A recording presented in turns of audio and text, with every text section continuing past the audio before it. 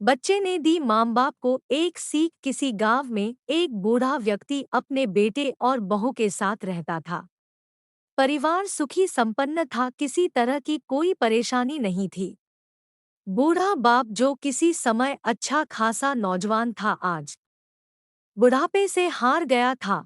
चलते समय लड़खड़ाता था, लाठी की जरूरत पड़ने लगी, चेहरा झुर्रियों से भर चुका था, बस अपना जीवन किसी तरह व्यतीत कर रहा था।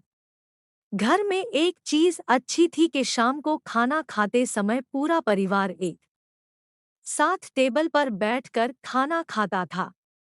एक दिन ऐसे ही शाम को जब सारे लोग खाना खाने बैठे, बेटा ऑफिस से आया था, भूख ज्यादा थी सो जल्दी से खाना खाने बैठ गया और साथ में बहू और उसका एक बेटा भी खाने लगे।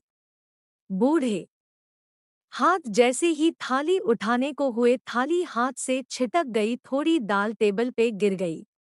बहू बेटे ने घृणा दृष्टि से पिता की ओर देखा और फिर से अपना खाने में लग गए।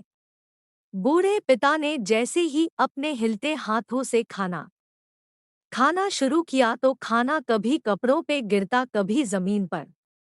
बहू चिढ़ते हुए कहा, हे राम, कितनी गंदी तरह से खाते हैं, मन करता है इनकी थाली किसी अलग कोने में लगवा देते हैं।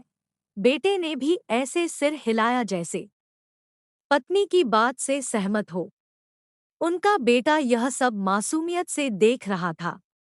अगले दिन पिता की थाली उस टेबल से हटाकर एक कोने में लगवा दी गई।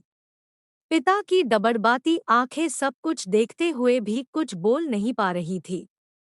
बूढ़ा पिता रोज की तरह खाना खाने लगा। खाना कभी इधर गिरता, कभी उधर। छोटा बच्चा अपना खाना छोड़कर लगातार अपने दादा की तरफ देख रहा था। माँ ने पूछा, क्या हुआ बेटे, तुम दादाजी की तरफ क्या देख रहे हो और खाना क्यों नहीं खा रहे? बच्चा बड़ी मासूमियत से बोला, माँ मैं सीख रहा हूँ कि वृद्धों के साथ कैसा व्यवहार करना चाहिए। जब मैं बड़ा हो जाऊंगा और आप लोग बूढ़े हो जाओगे तो मैं भी आपको इसी तरह कोने में खाना खिलाया करूंगा। बच्चे के मुंह से ऐसा सुनते ही बेटे और बहू दोनों कांप उठे। शायद बच्चे की बात उनके मन में बैठ गई थी, क्योंकि बच्चा ने मासूमियत के साथ एक बहुत बड़ा सबक दोनों लोगों को दिया था। बेटे ने जल्दी से आगे बढ़कर पिता को उठाया और वापस टेबल पे खाने के लिए बिठाया, और बहू भी भागकर पानी का गिलास लेकर आई कि पिताजी को कोई तकलीफ ना हो।